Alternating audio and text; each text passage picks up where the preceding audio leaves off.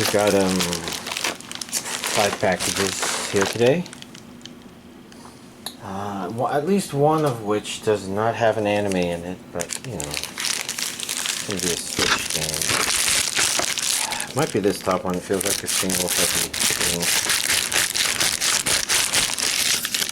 Let's see. Yeah, this is Rune Factory Force Special Archival Edition for the Nintendo Switch. What the fuck do I have here? Maybe I'll play this in lieu of finishing Rune Factory Frontier. I don't know. The problem with Rune Factory Frontier is... well, the problem with these games in general is the intense amount of focus the everyday life encourages you to want to do versus the slow everything else. There's a niceness to it, but it doesn't feel balanced or quite right. I don't know. Anyways, I want to look inside it. I think maybe y'all are kind of curious too. If you've never played Rune Factory, this is basically Harvest Moon with dungeon crawling. If you've played that game whose name I am currently blanking on, then... oh, look, that is a book. Characters. Creatures. Okay. I'm going to set that aside because I want to dig into the nitty-gritty details. Because I'm curious. You know, I might as well do that sort of curiosity on stream. Anyways, we have here the actual game. And this looks like the soundtrack. It's the original soundtrack. Okay, that's pretty cool. Now, let's get to the anime stuff. Which, you know, I think that's in all of this. Yeah, that's alright.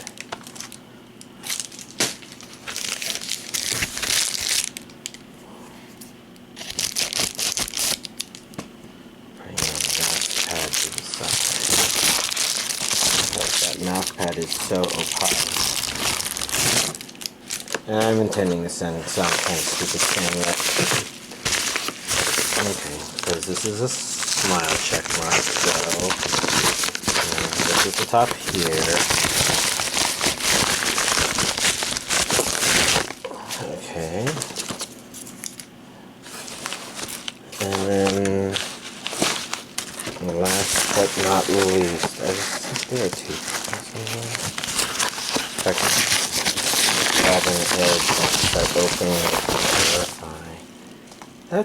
That looks very two things to me. Oof. So at the top here we have Radiant Season 1 Part 2. Yeah, keychain and art cards.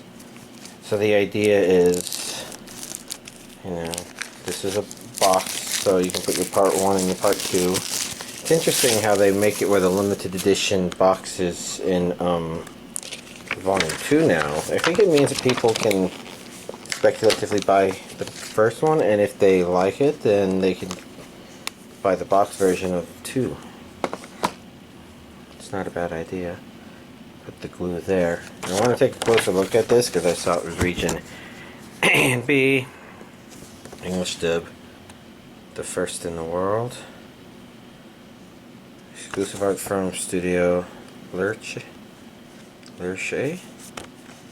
Hardbook art, 2 acrylic keychains, 6 stunning art cards, and a partridge in a plate. A special featured Twitter Q&A with the voices of Seth and Melly.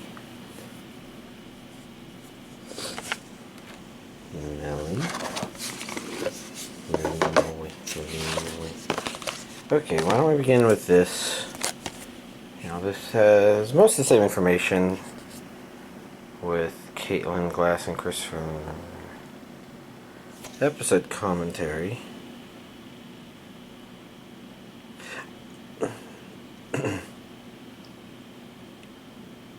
Huh. I was thinking that it didn't have clean opening and closing, but I think maybe that would actually be in Season 1, Part 1. I could be mistaken. It is girl, it is guy, it is man in hat. Bandages with mask. I don't know. That was Blu-ray 1 and 2, this is DVD 1, this is DVD 2. And you can see a little bit of sexy elbow, I guess.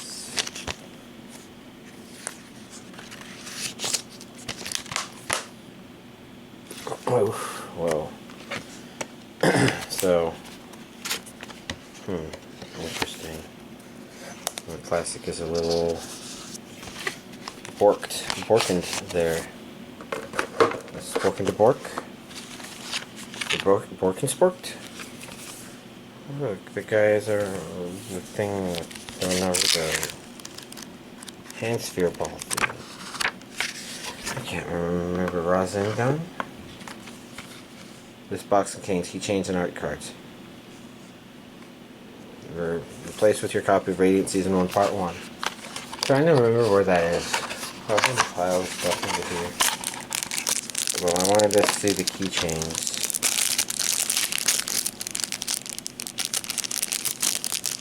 Okay, it's that little bat duck thing.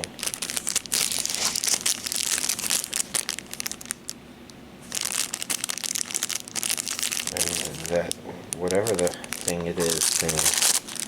And I assume the art cards are in the plastic, so we'll just take a look at main character with a sexy elbow, I guess. But, I don't know where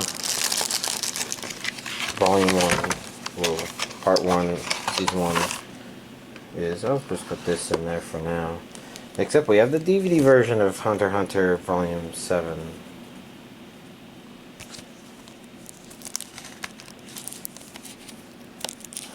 I was just trying to think if there was anything to say about the Blu-ray version, because I did just move it, but that doesn't seem worth commenting on. In fact, why is the scissors still out?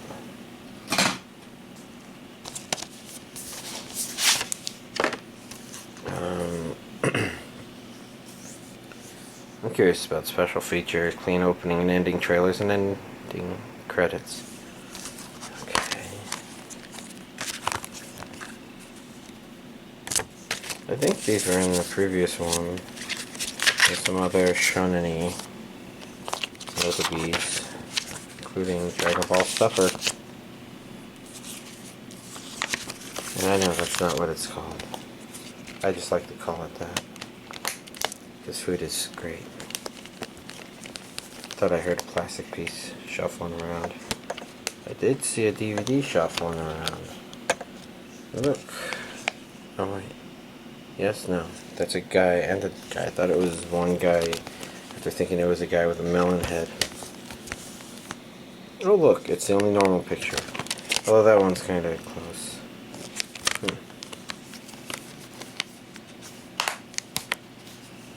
Okay, why is this having trouble closing? Don't know. Still kind of, but it closed. Next up we have City Hunter Season 1, Set 1, Episodes 1 through 26 on Blu-ray. This sweeper keeps the scum off the streets of Shinjuku. Let's see, title-free opening and ending. Japanese with English subtitles. And 26 episodes. Now notice it's not SD on BD. Might mean it's on more than one disc. Oh look, a different art cover.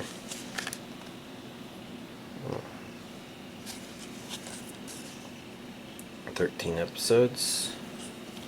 13 episodes. And an anime that I don't know much about. But I know even less about this one, The Great Passage. For a while there, I was wondering if it was something like the Underground Railroad, except that'd be weird for the Japanese to make an anime about that, since that's an American historical phenomenon. But there might be others like it. Then, given that the guy in the front is got his head buried in a book. Yeah, I think it's about a book. Japanese with English subtitles. Promos and title-free opening and endings. The Sea of Words. This is complete. Well, let's see if the inside tells us. Oh, look. Another image. Looks a bit reviewer-ish. One disc. And I see a bunch of people that all look important. Yeah, and the guy in the middle seems to be the main character. So let me see right here. 11 episodes. There we go. I thought there would be an exact number that could be found somewhere around there. Next up, we've got Armor Govarian. This is 26 episodes in standard definition. Oh, that almost looked like a Venom robot. Japanese with English subtitles. Trying to think special features. I don't see an explicit call out. Have you noticed how discotheques stuffs no longer have tape on, or the tape on them? Very interesting. I guess it could be cool if they did it because they like watch my videos and like, man, he's just working around them. Probably not.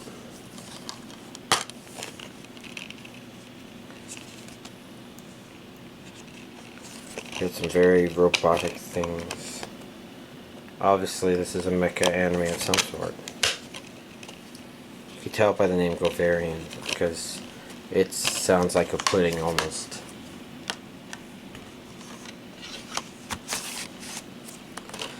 And last but not least, Boruto DVD Blu-ray Volume 4.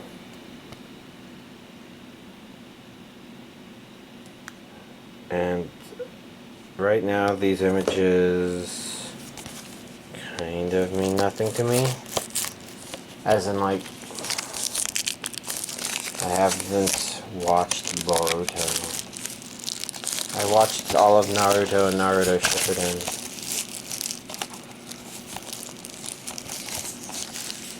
Actually, did I miss a crossover episode of some sort? No, that was a One Piece. I think I watched all the Naruto. And man, this plastic is being such a pain in the fucking ass. Come on.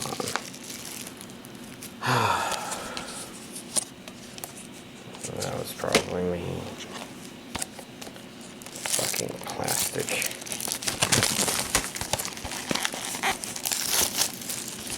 At least that one came off easier. Oh my fucking god. I wonder if y'all are noticing. Saying to yourself, he gets complaining now, wait till he has to go and put the plastic on the inside, which has the opposite problem. It just keeps ripping too easily. Sticking to his hand with the power of static electricity.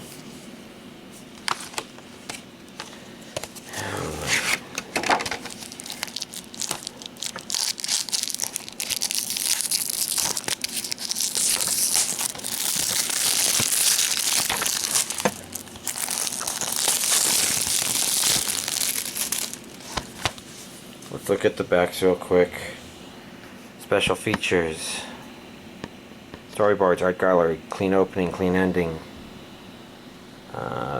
This one would probably say that it's region A only somewhere.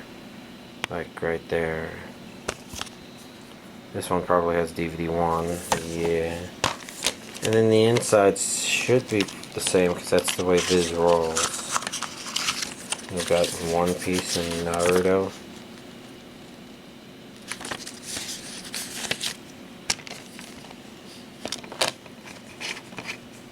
Two discs, which have the same art as the cover.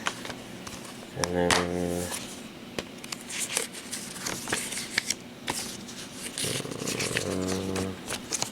this one has a sticker. Feels like more advertisements. I could look in the other one to see if maybe I missed stuff, but no, that's okay.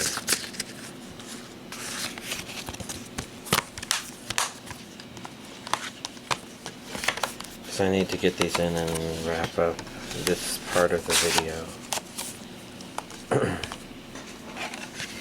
Alright. So, here's this week's anime DVD collection update. So, what was I watching before this? Because I want to be able to say that I definitely finished it, but I don't remember. Had to be one of these things around here. Oh well. So I watched the first 3 episodes of Real Girl. I was just kind of curious. Put it on first because it was the top of the pile. It kind of has a rough start.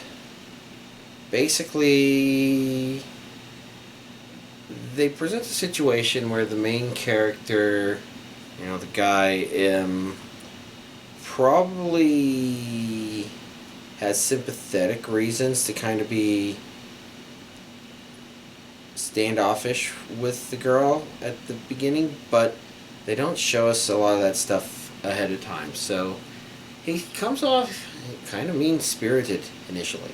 Like, there's this thing where, of course, you know, like, you know, since I don't date, it's kind of like, you know, it doesn't really matter that, you know, I don't know that I could live long-term with a person in here, you know, probably find their flaws, get upset, whatever.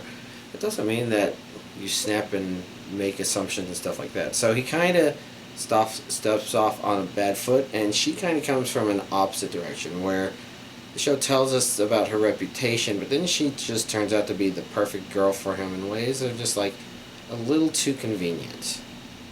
So I could see that easily turning somebody off of the show. By the end of episode 3, it seems to be kind of balancing out what it wants to do a bit better, and it's rounding out its cast of characters a little bit better. It's still kind of small, but not necessarily too small. But it's not, oh, it's going to get stuck with just our main 2 characters or something like that, because the friend already seemed to be at risk of fading into the background. Anyways, by episode 3, I would say it definitely got better. It didn't catch my attention per se, but it was better. And I only got a couple of episodes into Fruits Basket Season 1 Part 2.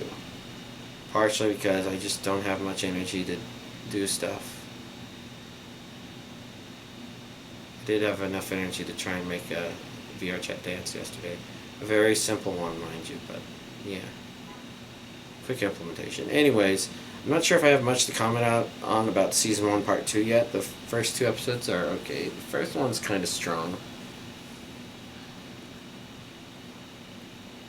I don't know if it not hooking me has anything to do with it and more just to do with my general state of mind, though. So, yeah, there's that.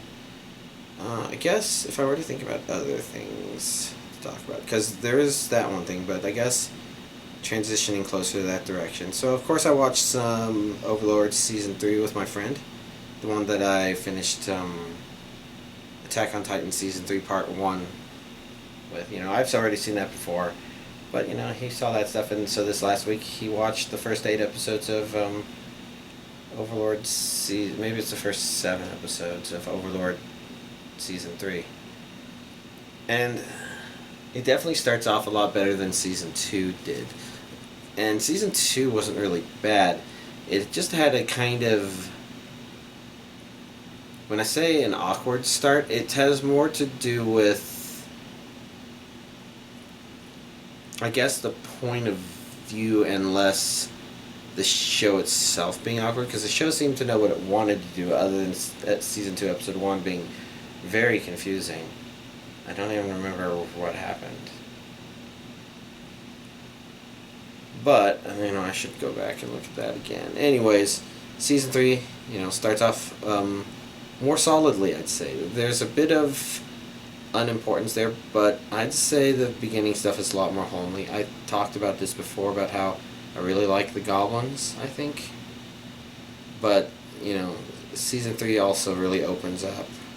My friend is right when it's starting to show the more overlordy sort of things, this sort of fascination and horror that comes with the main characters.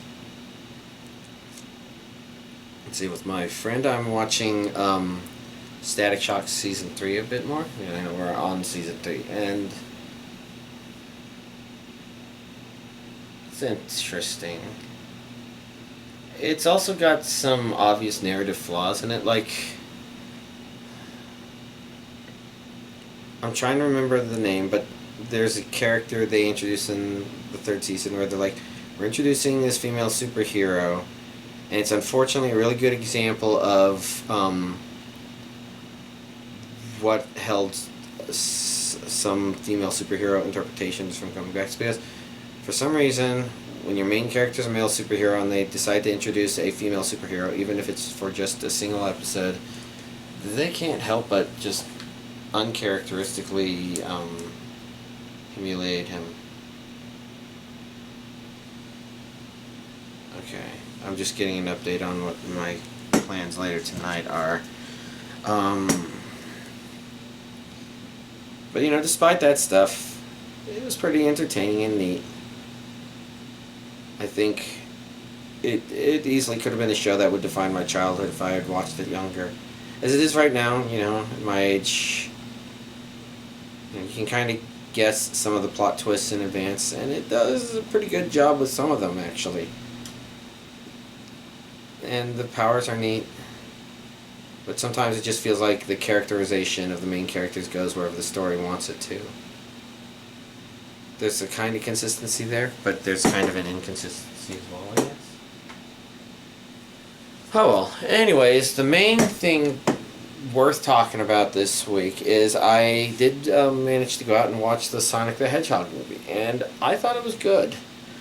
Now, granted, I didn't think it was good like, oh, this is a super cinematic experience, this is like up there with top tier Pixar or top tier Marvel Cinematic Universe. You don't go in there thinking, wow, that was super theatrical, but it was just very theatrical. And the important thing about it, the reason why I think a lot of people like it, is because it sets itself up to be the kind of story it is, but it completely avoids all of the trappings that normally make a movie like this kind of awkward to watch. And it's really quite interesting because it sets itself up to fall in some of those traps, but then it kind of cleverly avoids them. I think the best example, the main one, is this idea of, okay, why are the main two characters, why is the human character helping out this interesting non-human person or thing, this outlandish side character? It tends to feel a little ham-fisted, like, even if there's good reason, it just feels like characters are kind of forced into it by, I guess by convenience's sake. And this movie manages to avoid that. So one of the important things to note is that Jim Carrey's character, Jim Carrey's version of Dr. Robotnik, is of course entertaining, but he's also far more of an asshole than I thought he would feel like, but it worked out perfectly. So he's got very entertaining Jim Carrey mannerisms and personality and joke, and also yeah, he's got these neat little twists where you can kind of tell he does a good job. He plays a character that is supposed to be so maladjusted. He's a super maladjusted super genius who, will be the bully in a situation while kind of inferring that the other person is the bully. And at the same time, you can kind of tell that even if he can't play off a pretend lie very well, he's aware of it because, he presents it and then very smoothly, behind his back manages to initiate that. Oh, yeah, I messed that up. Well, that's no surprise. I was expecting to. So, he feels dangerous in a very, he feels legitimately dangerous, and at the same time, entertaining as well. It's important to note he doesn't carry the movie, despite his name Jim Carrey, But, basically, by the time he shows up, you've already been kind of enjoying what the movie's been doing, and then when it introduces him, and you're like, oh, yeah, this actually mixes surprisingly well together. Basically, you kind of feel like he's not just a danger to Sonic, and that's the point, is his looming threat. He's on screen just enough for you to enjoy him, and he's interacting with the characters just enough for you to feel the danger he imposes on them, such that you kind of feel like when they flow into situations that are pretty common for these human supernatural entities sort of buddy pair movies, that it's natural. And I'd say it's even more so than like the Detective Pikachu movie, which kind of wasn't bad in that regard, but at the same time there's still some of that feeling where the main character has to resist what they're doing so much all along the way, and it doesn't quite feel the same in the Sonic the Hedgehog movie. It allows you to basically, go along and actually kind of enjoy what's going on from moment to moment. Even if some of it is stupid and irritating, it makes sure it's doing something fun with that stuff. And the reason it's not very cinematic is because, I actually lifted up Pixar and Marvel Cinematic Universe's options. With the Marvel Cinematic Universe, usually you can tell there's some big confrontation it's building up to, and it's kind of there, but it doesn't feel as big in Sonic the Hedgehog. It doesn't feel like, oh, if they aren't careful, then Dr. Robotnik is going to destroy the world. Not anything like that. And at the same time, not like Pixar, because I'm thinking mostly of WALL-E when I'm talking about Pixar. This kind of impressive visual that you can just feel while watching, or something like that. It doesn't feel like it's a very visual strong movie. It's kind of in this nice little self-contained, self-contained suggests it's doing its own thing, but it's not really self-contained. It's just, it's just doing its own thing, and it's entertaining. Ultimately, so Jim Carrey's Dr. Robotnik is fun. The Sonic the Hedgehog is actually a very likable character. Like, he's also maladjusted. And that's an interesting thing where they have this maladjustment parallel where two people kind of understand where their priorities should lie. Sonic is at, I wish I had a friend, and Dr. Robotnik is like, I'm better than everybody else. So that's their way of kind of handling their maladjustments, I guess. And it's kind of a conflict of that, which means that there's also a theme going on involved here, which doesn't play out, it isn't as strong, but it means that the movie has theming going on to it. And this Sonic the Hedgehog actually feels younger than what we normally see, which, he was normally portrayed by a pretty young voice actor, and so he's kind of supposed to be maybe this sort of edgy teen, but in this case, while he kind of has some of that vibe and he's doing cool stuff, he's kind of a little more on the sympathetic side, which I think is why his original CGI was so foobar, because they really were going for something different, and they really did clean it up very well, such that not only does he look a lot more like Sonic the Hedgehog, but he also still retains a little bit of that innocence I think they were going for with the first one. And it balances out really well. I thought it was a good movie. I enjoyed it. I could probably see it again. I'm trying to think if there's any reason I wouldn't want to. Because it does some neat scenes. You know, with Sonic being as fast as he is, I think they had some scenes that are maybe a little reminiscent of some of the Quicksilver scenes from the X-Men movies. But those were definitely great little pockets of awesome. Sort of like the Magneto escape scene from X-Men 2, but people enjoyed the entirety of X-Men 2 quite a bit, so maybe not just like that. Anyways, those are thoughts, and I'm not sure what this next week is going to be like, because this previous couple of weeks were filled with trying to get specific things done. And the main thing this past week was my nephew's birthday party. I have not been to Chuck E. Cheese.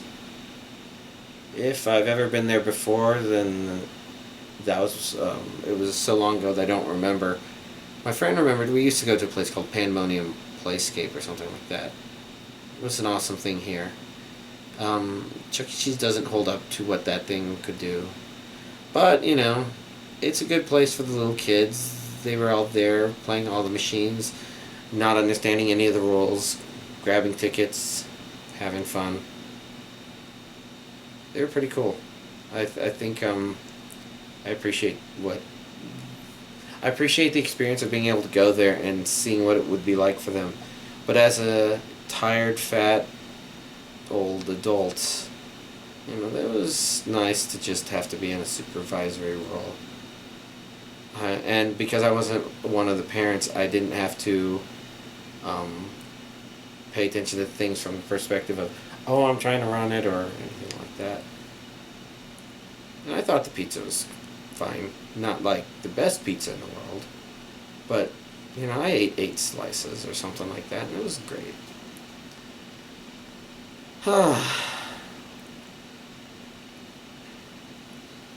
I guess next week I have to make sure I'm prepared for Holi. That's I think that's how it's pronounced. It's an Indian festival.